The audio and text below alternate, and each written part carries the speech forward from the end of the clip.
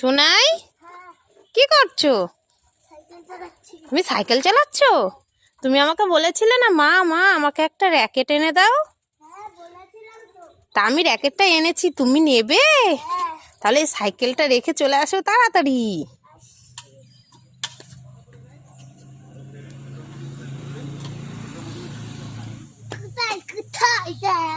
ঠিক আছে, র্যাকেটটা নেওয়ার জন্য চোখ বন্ধ করতে হবে, হাত পাততে হবে। এই যে চোখ বন্ধ করলাম, এই যে হাত পা। ঠিক আছে, এবার তাকাও।